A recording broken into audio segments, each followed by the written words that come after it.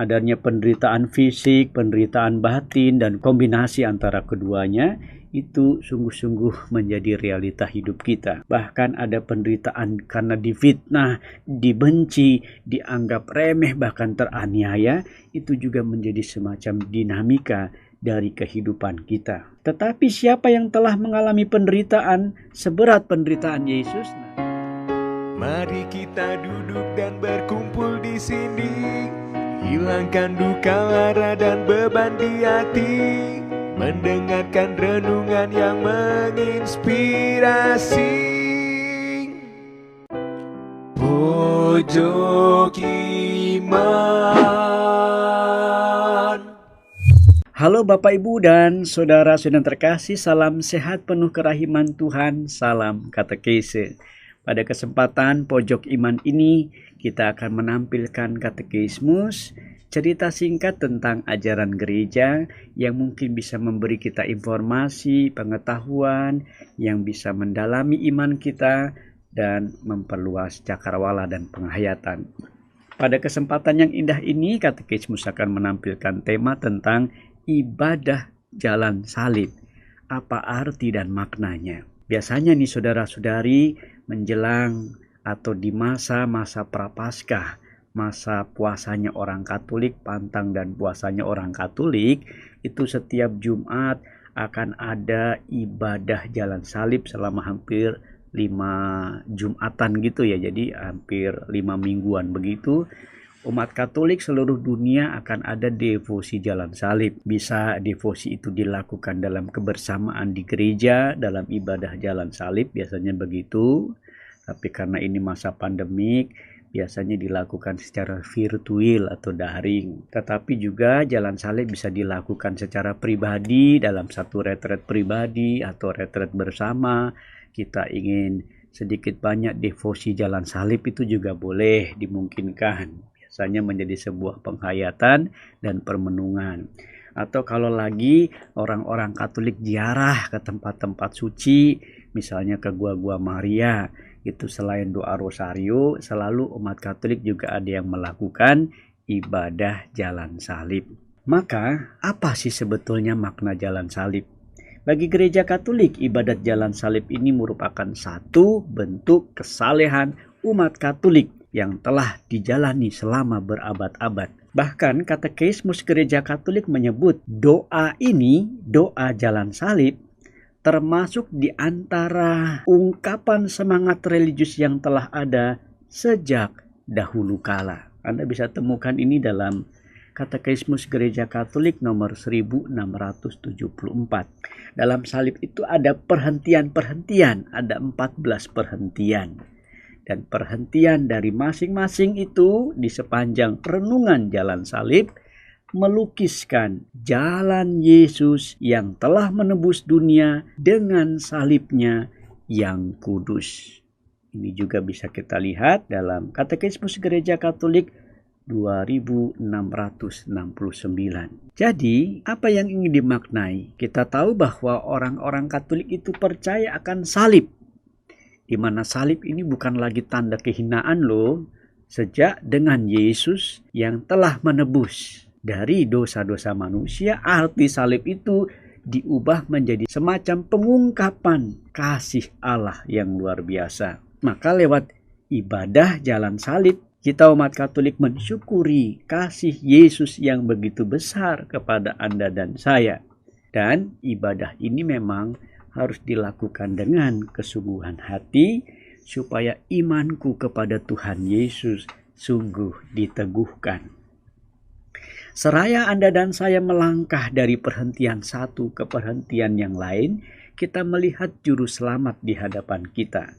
Kita menyaksikan suatu teladan di depan kita. Firman-Nya, ikutlah aku. Injil Matius bab 4 ayat 19. Bahkan itu menggema kuat di dalam lubuk hati kita.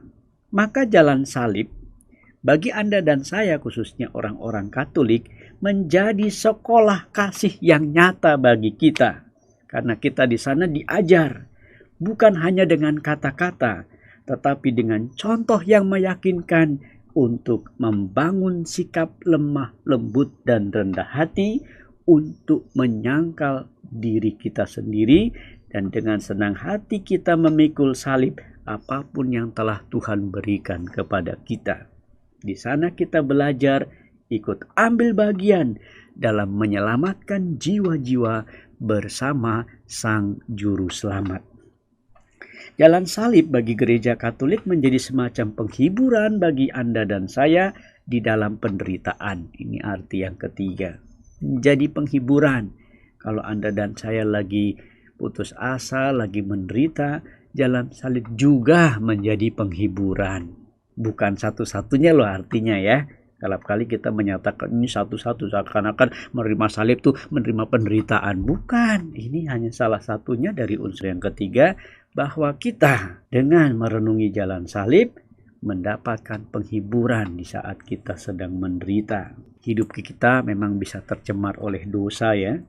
Maka penderitaan, cobaan, kesulitan, kesalahpahaman, sakit, penyakit, bahkan kematian itu sendiri kadang-kadang memang menjadi dinamika hidup yang silih berganti ada pada kita manusia. Adanya penderitaan fisik, penderitaan batin, dan kombinasi antara keduanya itu sungguh-sungguh menjadi realita hidup kita. Bahkan ada penderitaan karena difitnah, dibenci, dianggap remeh, bahkan teraniaya. Itu juga menjadi semacam dinamika dari kehidupan kita. Tetapi siapa yang telah mengalami penderitaan seberat penderitaan Yesus, nah inilah kadang-kadang transkonseptual kita. Sehati sejiwa dengan derita Yesus. Ketika kita merenungkan Yesus di jalan salib, penderitaan yang kita alami tadi tampaknya akan jauh lebih mudah.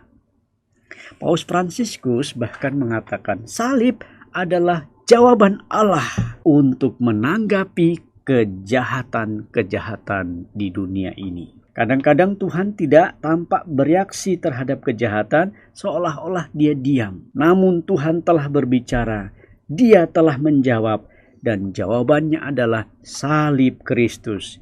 Di dalamnya ada kasih, ada belas kasih, dan ada pengampunan. Maka saudara-saudara yang terkasih, ibadah jalan salib menjadi bagian dari devosi umat Katolik, khususnya di masa Prapaskah, masa pantang dan puasanya orang-orang Katolik. Sekali lagi, ini menjadi bentuk kesalehan umat Katolik sejak dahulu kala. Bahkan dalam tradisi berziarah, kita bisa melihat napak tilas jalan salib Yesus sudah ada sejak abad pertama loh. Bahkan mungkin sudah dimulai oleh Bunda Maria sendiri, sampai Kaisar Hadrianus yang memerintah dari tahun 117 sampai dengan 138. Di situ kemudian Kaisar ini membangun kuil berhala di Gunung Kalvari untuk mengusir para peziarah itu. Ini berarti ada kontra, tetapi di situ telah ada realitas jalan salib. Baru pada tahun 325 ketika Santa Helena, ibu Kaisar Konstantinus, menemukan salib Yesus di sekitar Yerusalem, peziarahan besar untuk napak tilas penyaliban Yesus dimulai lagi.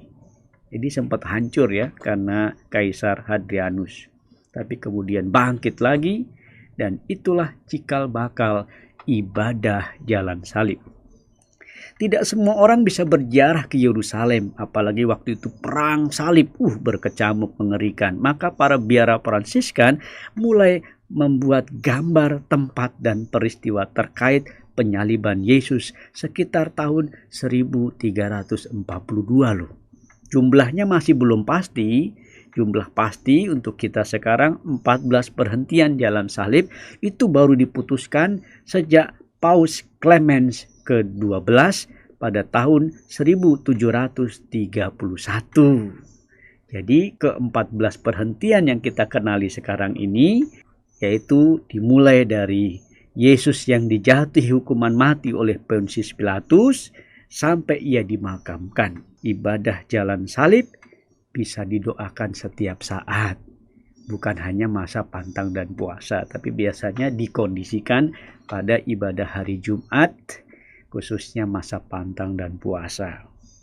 Namun, jalan salib juga bisa kita lakukan secara bersama-sama, entah kalau lagi retret atau mungkin pada saat kesempatan kita memasuki masa prapaskah.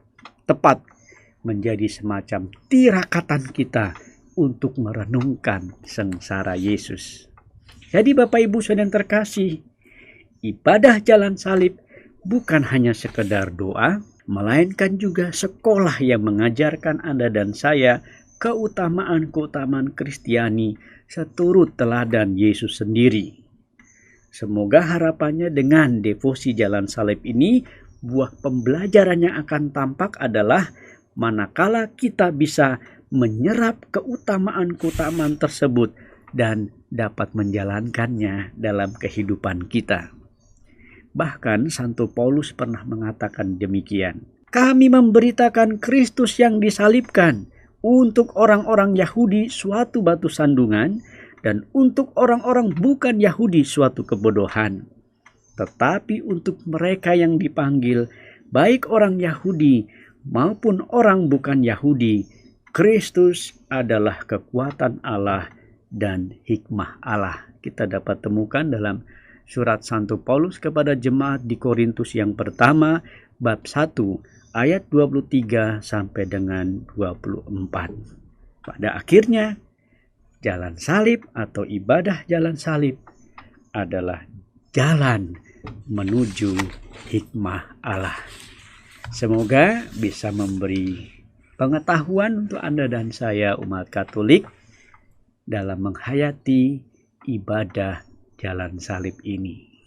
Akhirnya, makan ketupat, minumnya jus, tetap semangat melayani Yesus. Hilangkan duka lara dan beban di hati. Thanks for watching, guys. Pojok Iman.